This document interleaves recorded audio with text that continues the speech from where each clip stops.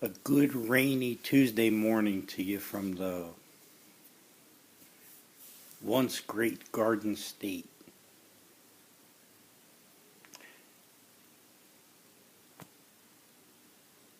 I'm Quaker Stanislaw Forfa, and I speak to you today in the name of our Savior brother, Yeshua Messiah, his Father, our Father, Yahweh,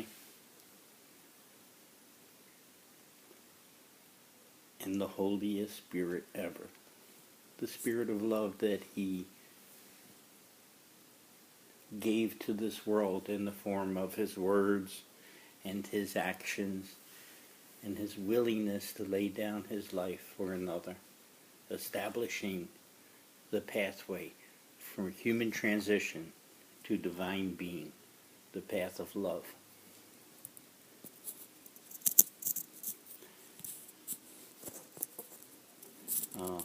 I like everything that I say, whether on this tape or anything else that follows, to be considered sworn testimony. I am prohibited from swearing. I can affirm that everything I say will be the truth, the whole truth, and nothing but the truth. But I can't say it because there's a prohibition that us followers of the Messiah have been given. The instruction is, if the instruction is legitimate or not, it doesn't matter. If the instruction is believed to be legitimate, then its action should follow. So,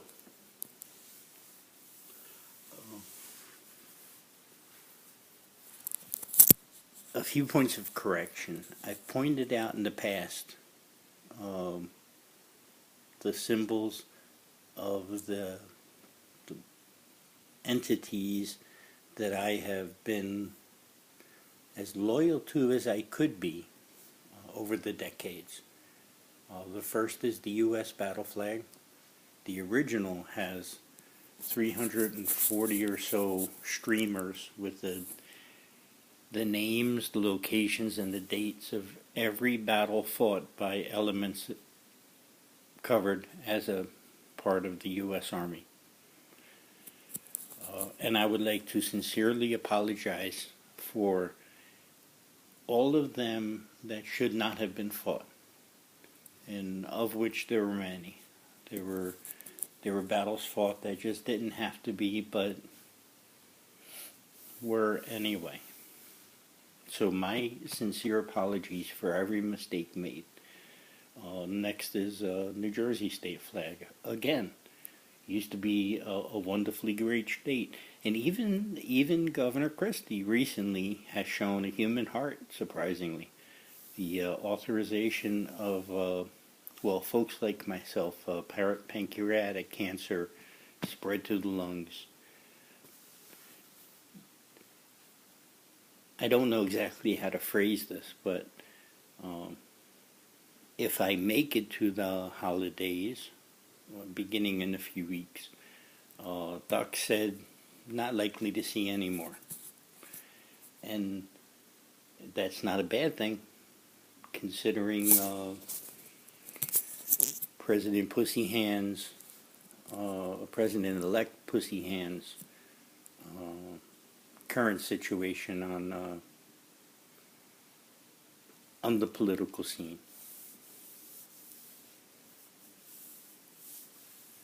It will be a relief for me to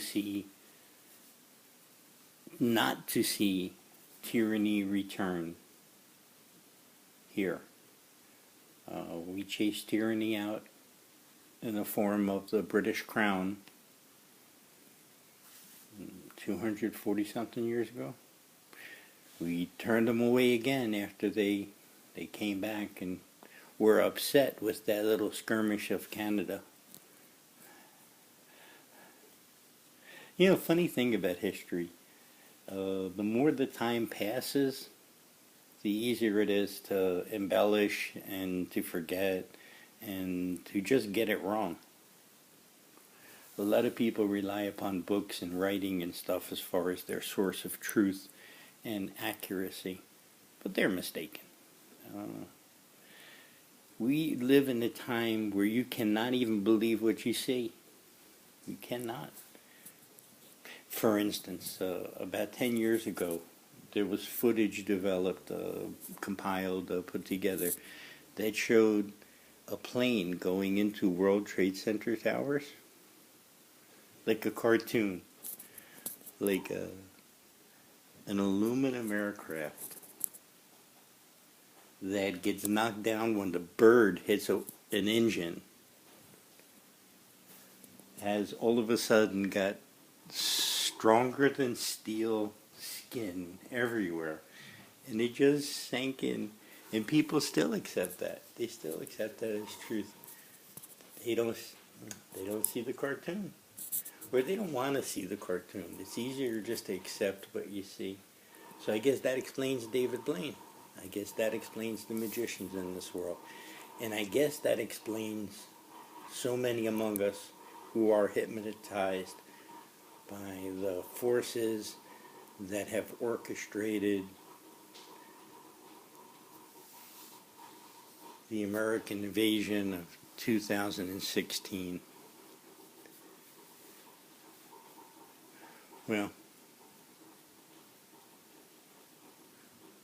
I just want to say a quick note on Quaker method. Quaker Stanislaw Forfeit is more than my name. It is my life's commitment. We Quakers, starting with George Fox and going back, we're committed to truth in its purest form, to love, to the ways of Jesus of Nazareth. Yeshua Messiah is a better way to say his name. That's the name his mom called him to dinner with. Yeshua, Hutch Totai, Hutch. So that's his real name. And here's the thing, when you start compromising on truth, when you start accepting things that aren't truth as truth, causes a corruption in our truth sensors. And corruption is another word for death. And then the more that truth sensor is damaged and made dead, then the less of it remains active.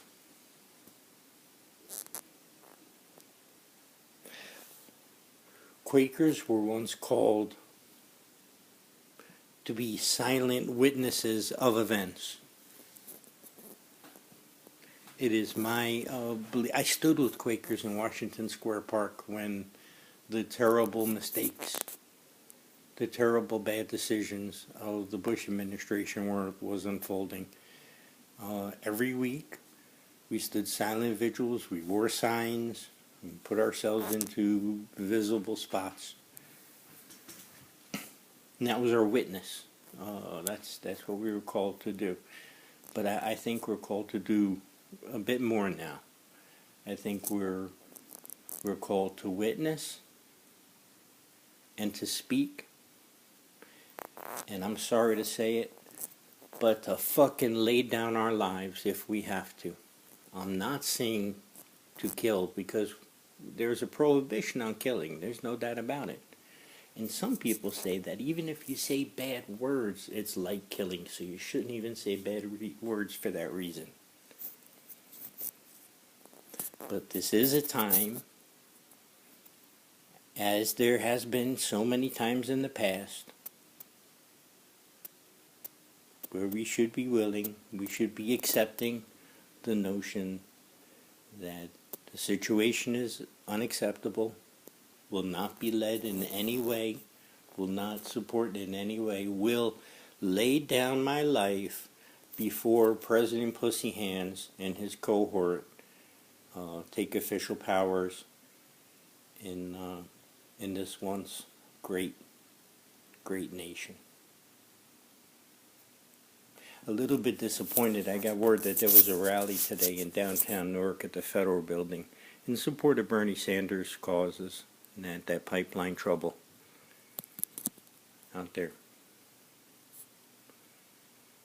Yeah, just saw a streak of lightning and across the sky, and the rain looks like it's only going to get worse, so I don't know if I'm going to be attending.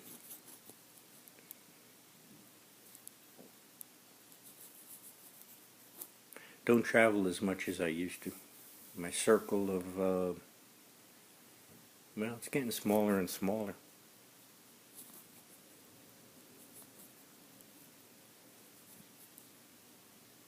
I bid you a peaceful, loving day. Talk to you again another time.